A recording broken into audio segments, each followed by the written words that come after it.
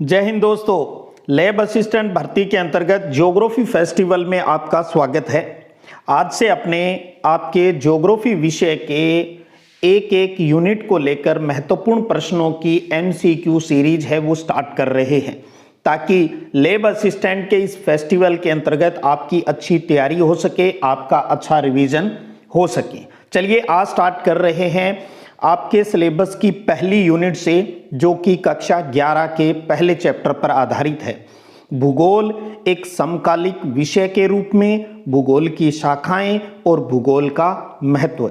इन प्रश्नोत्तरी के अंतर्गत हम एनसीईआरटी और आरबीएसई दोनों सिलेबस को समाहित करते हुए क्वेश्चनों को तैयार करेंगे। चलिए आज का पहला प्रश्न आपके सामने, बहुत ही सिंपल सा प्रश्न।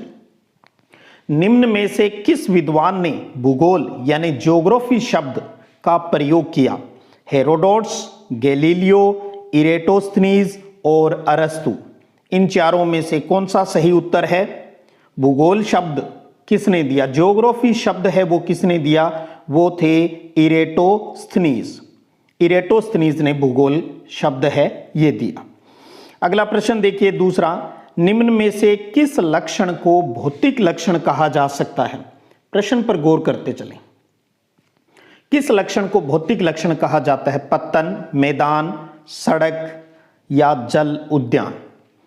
अब एक चीज ध्यान रखिएगा, यहां थोड़ा सा मैं आपको गाइड करना चाहूंगा। अक्सर जब हम प्रतियोगी परीक्षा में बैठते हैं तो वहां स्टूडेंट ज्यादा प्रश्न पर ध्यान नहीं देकर ऑप्शनों के ऊपर आ जाता है और प्रश्न बहुत ही हड़बड़ाहट में पढ़ता है। बहुत सी गलतियां हमारे प्रश्न को सही नहीं पढ़ने की वजह से होती है। तो मैं आपको सलाह दूंगा, पहले ऑप्शन पर गौर नहीं करके प्रश्न की भाषा अच्छे से समझिएगा। यहां पूछा जा रहा है भौतिक लक्षण। अब यहां समझिए, दो प्रकार के हम ज्योग्राफी के अंतर्गत बात करते हैं। एक तो प्राकृतिक या भौतिक लक्षण हो गया और दूसरा होता है सांस्कृतिक। दो शब्द समझ लें। प्राकृतिक या भौतिक का मतलब है जो नेचर में अपने आप है। सांस्कृतिक का मतलब होता है वो कोई भी चीज, विशेषता जो कि मानव द्वारा निर्मित है। यह शब्द बहुत जरूरी है। जो कोई चीज मानव बना रहा है वो सांस्कृतिक लक्षण, सांस्कृतिक तत्वों के अंतर्गत आती है, और जो अपने आप नेचर के अंदर है वो भौतिक या फिजिकल है। अब आप खुद देख लें, पत्तन ये मानव निर्मित है, सड़क मानव निर्मित है, जल उद्यान मानव निर्मित है। भौतिक लक्षण फिर किसे कहेंगे? सही उत्तर कौन सा हुआ? मैदान। मैदान इसका सही आंसर है। अगर आप भौतिक लक्षणों और सांस्कृतिक लक्षणों को डिफरेंशिएट कर देंगे तो कोई दिक्कत ही नहीं है। साथ साथ में आप जवाब दीजिएगा, अपना अभ्यास करते रहें। तीसरा प्रश्न देखिएगा। तीसरा प्रश्न सूची का है। दो सूचियां दी गई हैं। एक तरफ आप देखेंगे प्राकृतिक और सामाजिक विज्ञान विषय दिए गए हैं और दूसरी तरफ भूगोल की शाखाएं दी गई है। अर्थात आपको इसमें मैच करना है भी, जो नेचुरल साइंस है उनके जो विषय है वो भूगोल की कौन सी ब्रांच में हम पढ़ते हैं। यानी आपको पता है ये सारे आपस में को रिलेटेड है, यानी आपस में अंतर संबंधित है। मौसम विज्ञान, जनसांख्यिकी, समाजशास्त्र, मृदा विज्ञान, जनसंख्या भूगोल, मृदा भूगोल, जलवायु विज्ञान और सामाजिक भूगोल। अच्छे से आप प्रश्न को पढ़ लें। ऐसे प्रश्न आएंगे भी ब्रांचेस से संबंधित, क्योंकि इस यूनिट में और क्या आएगा, इस यूनिट के हर प्रकार के प्रश्नों को यहां पर मैंने शामिल किया है। तो स्टार्ट कर लेते हैं। सबसे पहले बात करें अपने मौसम विज्ञान की। तो मौसम विज्ञान, इसका संबंध किसमें है फिर? मौसम विज्ञान का, मौसम विज्ञान पढ़ेंगे अपने जलवायु विज्ञान, क्लाइमेटोलॉजी हो गया। जनसांख्यिकी की बात करोगे तो ये कहां जाएगी? जनसांख्यिकी, ये जनसंख्या भूगोल। समाजशास्त्र की बात करोगे तो सामाजिक भूगोल, और मृदा विज्ञान कहां पढ़ेंगे हम भूगोल में? सॉइल ज्योग्राफी में, मृदा भूगोल में। तो अब आप देख लीजिए ए बे सैदे की मैचिंग क्या हो गई। ए के सामने आएगा 4 और फिर आएगा अपना 3। ए के सामने अपना आ जाएगा मौसम विज्ञान, किससे है? जलवायु विज्ञान से, तो 3 आ गया। जनसांख्यिकी 1 नंबर वाले से मिल गया, और समाजशास्त्र है ये 4 नंबर सामाजिक से मिल गया, और मृदा विज्ञान 2 से। तो 3 1 4 2 ये मैं आराम से यहाँ क्यों कर रहा हूँ, क्योंकि परीक्षा में ऐसी गलतियां हो जाती है, एक इजी प्रश्न जो सही होने वाला है मिस्टेक हो जाती है। तो 3 1 4 2 वाला आपको ढूंढना है नीचे के दिए गए कूट के अंदर। 3 1 4 2, अब आप देख लें 3 1 4 2 किस ऑप्शन के अंदर दिया गया है। तो गौर करेंगे तो अपना कौन सा ऑप्शन दे रखा है यहाँ पर, चौथा ऑप्शन। तो इसका चौथा ऑप्शन सही हो गया। अगला प्रश्न है, निम्न में से कौन सा प्रश्न कार्य कारण संबंध से जुड़ा हुआ है? क्यों, क्या, कहां और कब? पहले प्रश्न पर गौर करनी है भाई। कौन सा प्रश्न कार्य और कारण से जुड़ा हुआ है? अब यहां मैं थोड़ा सा आपको बताना चाहूंगा, कार्य कारण संबंध बताना है। आपने पढ़ा है भी ज्योग्राफी है वो एक वैज्ञानिक विषय के रूप में 3 प्रकार के प्रश्नों पर आधारित है। एक है क्या, जिसके अंतर्गत हम क्या करते हैं भी इस धरातल के ऊपर जो प्राकृतिक और सांस्कृतिक विशेषताओं के जो पैटर्न हैं उनकी पहचान से जुड़ी हुई चीजें इसके अंतर्गत आती है, यानी क्या वालों में तथ्यों की बात होती है इसके अंतर्गत। दूसरा आता है कहां है। कहां का मतलब उनका वितरण, यानी कोई भी तत्व पाया जा रहा है वो कहां पर है, तो उसके वितरण की बात आती है। भौतिक और सांस्कृतिक तत्वों के वितरण से संबंधित प्रश्न होता है कहां का। तीसरा आता है क्यों का। क्यों का जो ये तथ्य और जो अपने तत्व हैं इन दोनों के मध्य संबंधों की बात की जाती है, वो होता है क्यों में। तो कार्य और कारण संबंध से जुड़ा हुआ प्रश्न कौन सा है, क्यों। तो इस प्रश्न का सही उत्तर क्या हुआ, ऑप्शन संख्या 1। तो इस प्रकार से थोड़ा सा मैच करते हुए, थोड़ा सा ध्यान लगाते हुए हम साथ में प्रश्न हल करने का तरीका भी ढूंढते जाएं। 5वां प्रश्न है, निम्न में से कौन सा विषय कालिक संश्लेषण करता है? कालिक, काल, समय की बात कर रहे हैं। समाजशास्त्र, मानवशास्त्र, इतिहास और भूगोल। तो कालिक टाइम की बात हो रही है और वो किस पर आधारित है, वो है अपनी हिस्ट्री, इतिहास से। कालिक संश्लेषण, टाइम का सिंथेसिस कौन करता है, वो है इतिहास, हिस्ट्री है। अगला प्रश्न देखिए, इरेटोस्थनीज की प्रसिद्ध पुस्तक कौन सी है? अब ध्यान दीजिएगा, इरेटोस्थनीज कौन सा, जिसने ज्योग्राफी शब्द दिया, उनकी प्रसिद्ध पुस्तक का नाम। 3 ऑप्शन यहां, चौथा तो इनमें से कोई नहीं होगा। ज्योग्राफिका, ज्योग्राफिया और एंथ्रोपोज्योग्राफी, 3 है, इनमें से कोई नहीं, चौथा अपना ऑप्शन हो गया। तो इरेटोस्थनीज की प्रसिद्ध पुस्तक का नाम है, वो है ज्योग्राफिका। गौर कीजिएगा, लास्ट में का है, ज्योग्राफिका। एक शब्द है ज्योग्राफिया, ये भी एक किताब है और ये किसकी लिखी हुई है, ये है स्ट्रेबो टोलमी। आप टोलमी ध्यान रख लें चाहिए, ये टोलमी की लिखी हुई बुक है। ज्योग्राफिया स्ट्रेबो टोलमी की है और ज्योग्राफी का इरेटोस्थनीज की है। एंथ्रोपोज्योग्राफी मानव भूगोल के अंतर्गत हम फिर पढ़ेंगे इसके बारे में, और ये है रेटजेल, रेटजेल की पुस्तक है। तो तीनों ही अपने आप में अच्छे हैं, एक प्रश्न में 3 आ गए। इरेटोस्थनीज की पुस्तक का नाम ज्योग्राफिका है, टोलमी की पुस्तक का नाम ज्योग्राफिया है और एंथ्रोपोज्योग्राफी जो पुस्तक है ये रेटजेल की है। अगला प्रश्न देखिए, क्रमबद्ध उपागम का प्रतिपादन किस भूगोलवेता ने किया है? क्रमबद्ध उपागम, रिस्थोफेन ने, हम्बोल्ट ने, कार्ल रिटर ने या हेटनर ने? अब आप ऑप्शन छोड़िए, प्रश्न पर चलिए अपना। क्रमबद्ध उपागम, क्रमबद्ध उपागम जिसे विषय वस्तुगत उपागम भी कहते हैं, विषय वस्तुगत उपागम भी कहा जाता है, अप्रोच, सिस्टमैटिक अप्रोच कहा जाता है। ये किसने बताई? देखिएगा, भूगोल में द्वैतवाद की बात करते हैं, भी अध्ययन की सुविधा के लिए 2-2 भागों में बांट लिया जाता है। तो भूगोल के अध्ययन के 2 प्रमुख उपागम हैं। उपागम इंग्लिश में अप्रोच बोलते हैं, आप ये समझिए पढ़ने का तरीका। उपागम का मतलब पढ़ने का तरीका। 2 तरीके से पढ़ने के तरीके हैं, जिसमें एक नाम तो यही आपके सामने लिखा है, क्रमबद्ध या विषय वस्तुगत उपागम, और दूसरा आता है प्रादेशिक उपागम। प्रादेशिक उपागम। अब यहां पर यह पूछा है कि जो क्रमबद्ध उपागम है ये किसने दिया, ये तरीका, तो ये देने वाले का नाम सोच लिया होगा, उनका नाम है अलेक्जेंडर वॉन हम्बोल्ट। हम्बोल्ट, तो ध्यान रखिएगा क्रमबद्ध उपागम का प्रतिपादन किसने किया, हम्बोल्ट ने किया है, हम्बोल्ट ने। अगला प्रश्न देखिएगा 8वां, प्रादेशिक उपागम के प्रतिपादक। चलिए अभी अपनों ने विषय वस्तुगत यानी क्रमबद्ध उपागम का जनक देख लिया, हम्बोल्ट है। अब बात आती है भी प्रादेशिक भूगोल का जनक है वो कौन है, जो कि हम्बोल्ट का समकालीन ही है। प्रादेशिक रीजनल अप्रोच की बात आती है, रिस्तोफेन, हम्बोल्ट, कार्ल रिटर या हेटनर, तो इसमें नाम आता है कार्ल रिटर ने। तो दोनों ध्यान रखिएगा, बहुत अच्छे प्रश्न है। क्रमबद्ध सिस्टमेटिक अप्रोच हम्बोल्ट है और रीजनल अप्रोच है वो कार्ल रिटर की है।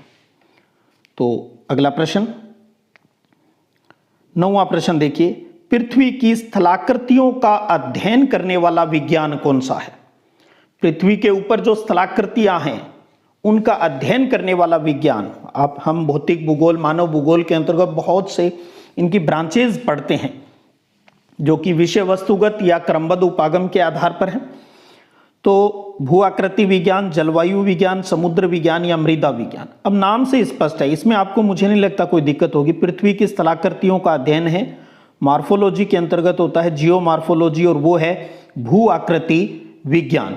जलवायु विज्ञान की बात आती है तो आपको पता है इसके अंतर्गत वायुमंडल की संरचना, मौसम और जलवायु के तत्व, जलवायु के प्रकार और जलवायु प्रदेशों का अध्ययन किया जाता है। तो मौसम, जलवायु और वायुमंडल जलवायु विज्ञान में आ जाता है।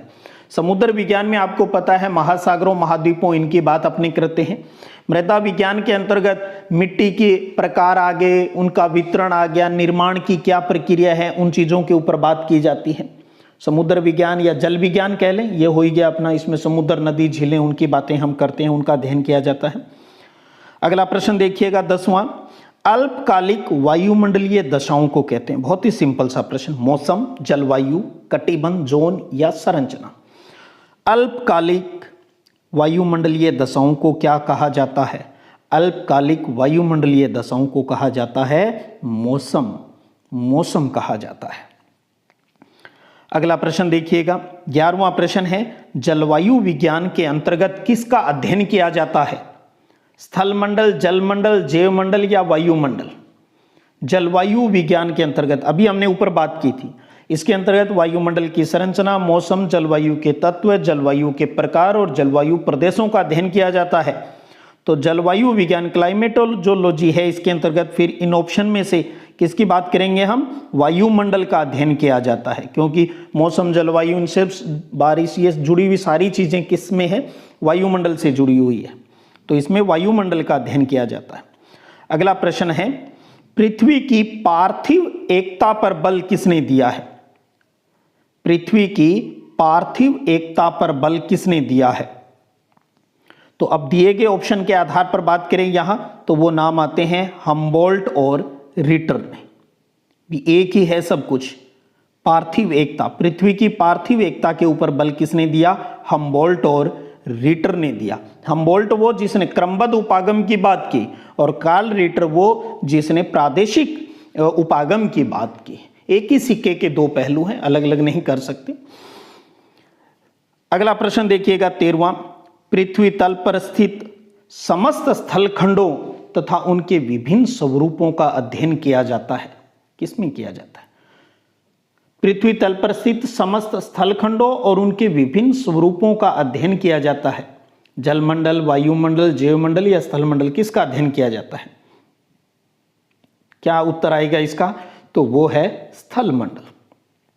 समस्त स्थलखंड और उनके विभिन्न स्वरूपों की बात आती है, अर्थात हम किसकी बात कर रहे हैं, स्थलमंडल की बात कर रहे हैं। पृथ्वी तल पर स्थित, पृथ्वी तल पर स्थित, तो स्थलमंडल का अध्ययन किया जाता है। अगला प्रश्न देखिएगा 14वां, क्या निम्न में से किसको भूगोल के जनक के रूप में जाना जाता है, अरस्तु, टोलमी, कांट या इरेटोस्थनीज। यहां पर थोड़ी सी बात करेंगे। भूगोल का जनक बड़ा विवादास्पद रहता है ये प्रश्न अक्सर, इसलिए कम ही पूछा जाता है, लेकिन फिर भी मैं आपको क्लियर कर दूं। आप सबको पता है इसका उत्तर यहां पर दिए गए ऑप्शन में इरेटोस्थनीज है, लेकिन आपको बहुत सी बुक्स में या कई जगह आपको यह भी मिलेगा हिकेटियस। एनसीईआरटी की बात करते हैं तो वो इरेटोस्थनीज पर फोकस करता है, आरबीएसई बोर्ड की बात करते हैं तो वो हिकेटियस पर बात करता है। एक चीज मैं बता दूं, इंडिया के अंदर कोई भी ऐसी प्रतियोगी परीक्षा नहीं हुई जिसके अंदर ऐसा कोई प्रश्न आया हो जिसमें दोनों ऑप्शन आए हो, इरेटोस्थनीज भी आया हो, हिकेटियस भी आया हो। ऐसा कभी नहीं हुआ और न कभी होगा, और अगर कभी ऐसा हुआ तो वो प्रश्न डिलीट हो जाएगा, टेंशन मत लेना। तो भूगोल का जनक इरेटोस्थनीज को मानते हैं ज्यादातर जो भूगोल वेता है, और कुछ हिकेटियस को मानते हैं, क्योंकि हिकेटियस ने क्या है, स्थल भाग को सागरों से घिरा हुआ बताया था सबसे पहले, तो इसलिए कुछ हिकेटियस को जनक मानते हैं और ज्यादातर लोग हैं वो इरेटोस्थनीज को ही भूगोल का जनक मानते हैं। तो दोनों ध्यान रख लें, कभी विवादास्पद प्रश्न नहीं आएगा, ध्यान रखिएगा भी कहीं। अब आप ज्यादा ज्ञानी बनोगे तो बात अलग है, सर आ गया तो और ये हो गया तो भाई डिलीट हो जाएगा। तो भूगोल का जनक है इरेटोस्थनीज। अगला प्रश्न देखिए, जीआईएस का पूर्ण नाम है, ये अच्छा प्रश्न है। जीआईएस, इसकी फुल फॉर्म बतानी है, और यहां मैं आपको बता दूं हम दो की बात करेंगे, दो की तो आज इस चैप्टर में याद रख ही लो, एक जीआईएस और एक जीपीएस, दोनों इंपॉर्टेंट है भाई। फुल फॉर्म का प्रश्न आ सकता है जीआईएस और जीपीएस। ऑप्शन आपके सामने है, थोड़ा सा पढ़ लीजिए कौन सा इसका सही उत्तर होगा। पहले जीआईएस की बात कर लें तो दूसरा option geographic information system, geographic information system, और जीपीएस है global positioning system. GPS global positioning system, GPS के बारे में आज हर कोई जानता है, मोबाइल यूज करते हो भाई। ज्योग्राफिक इंफॉर्मेशन सिस्टम, जीआईएस और जीपीएस का फुल फॉर्म आप जरूर ध्यान रखिएगा। अगला प्रश्न है कि मानव का प्रकृति के साथ संबंध किस सिद्धांत पर आधारित है। मानव का संबंध बताना है नेचर के साथ, मानव का प्रकृति के साथ संबंध किस सिद्धांत पर आधारित है। अब पहले प्रश्न को हमने गौर कर लिया भी हाँ इंसान की बात हो रही है, भी ये इंसान है, ये किस प्रकार इसके चारों ओर का जो नेचर है उनके साथ संबंधित है। दो मेन बात आती है यहां पर, या तो ये इंसान इस प्रकृति के अनुसार अपने आप को ढाल ले तो वो कहलाता है अनुकूलन, और या इसमें मॉडिफिकेशन ले आए, कुछ चेंज ले आए, मॉडिफिकेशन, मॉडिफिकेशन को हिंदी में कहते हैं अपरिवर्तन। तो ध्यान रखिएगा, मानव का प्रकृति के साथ जो संबंध है वो अडेप्टेशन और मॉडिफिकेशन दोनों पर आधारित है। तो इसके आधार पर अपना ऑप्शन कौन सा हुआ उस पर गौर करें। सही उत्तर जो भरना होगा वो होगा अपना ऑप्शन 4। मानव का प्रकृति के साथ संबंध अनुकूलन और अपरिवर्तन, अनुकूलन यानी अडेप्टेशन और अपरिवर्तन यानी मॉडिफिकेशन। तो मानव ने प्रकृति के साथ जो समझौता किया है वो इन दो के माध्यम से किया है।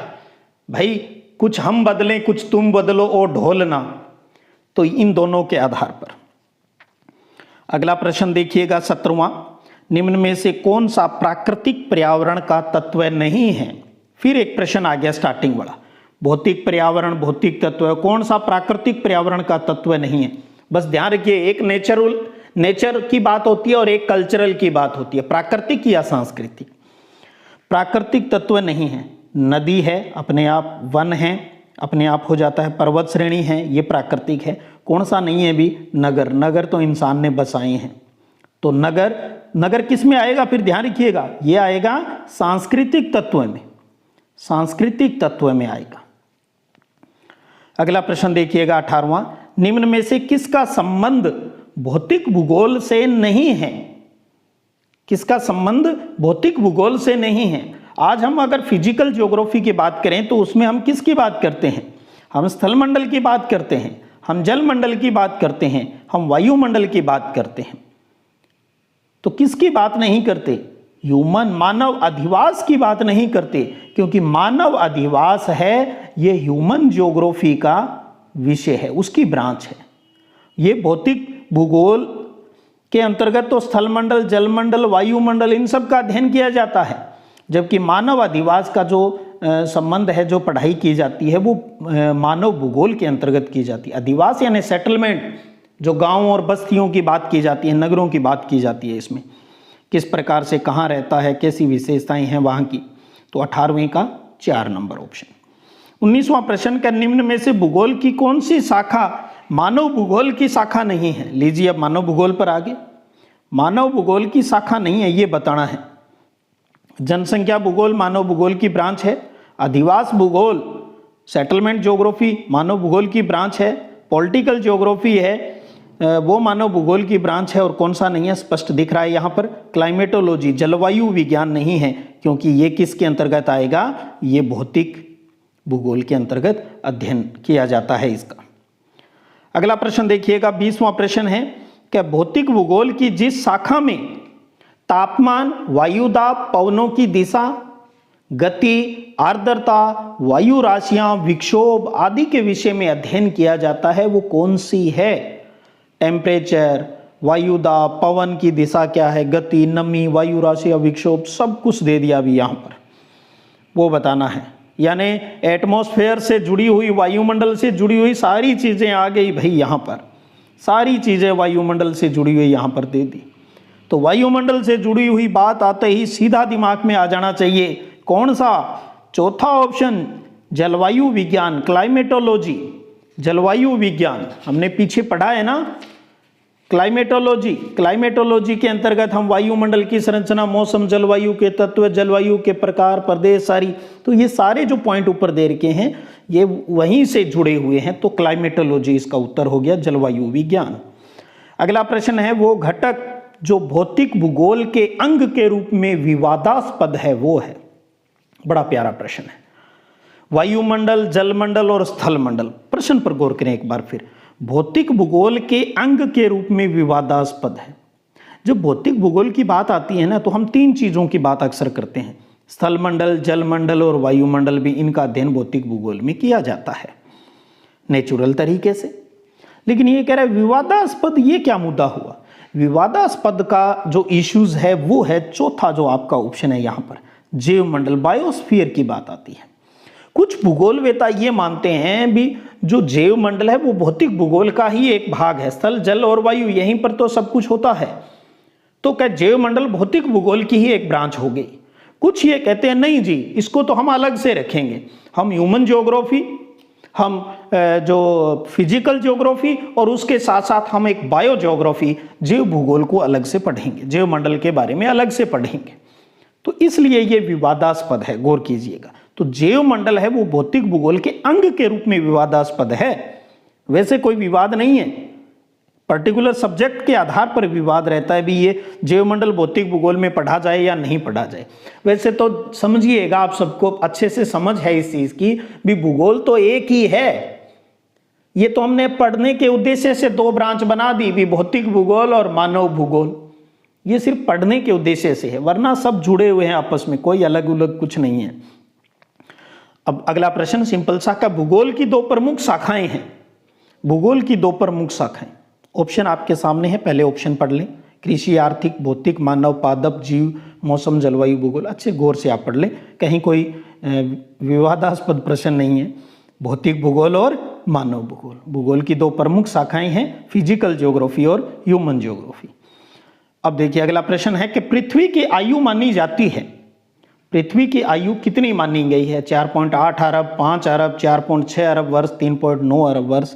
तो सही उत्तर कौन सा है, पृथ्वी की आयु मानी गई है 4.6 अरब वर्ष मानी गई है।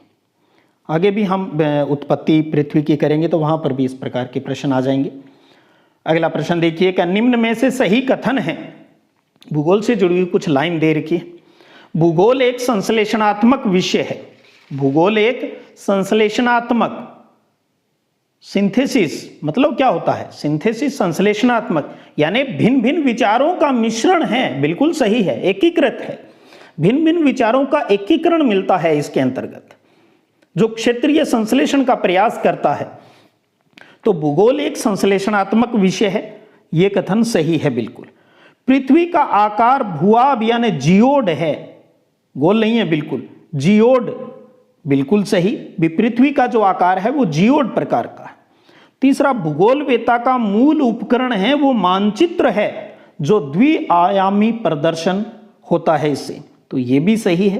तो तीनों कथन यहां सही है, तो इसका मतलब ऑप्शन कौन सा भरेंगे हम? चौथा, उपर्युक्त सभी। तो भूगोल से जुड़ी हुई ये तीनों लाइनें ही सही हैं। अगला प्रश्न देखिएगा 25वां, का भूगोल धरातल के विभिन्न भागों में कारणात्मक रूप से संबंधित तथ्यों में भिन्नता का अध्ययन करता है। यह कथन किसका है? ऑप्शन दिए गए हैं 4।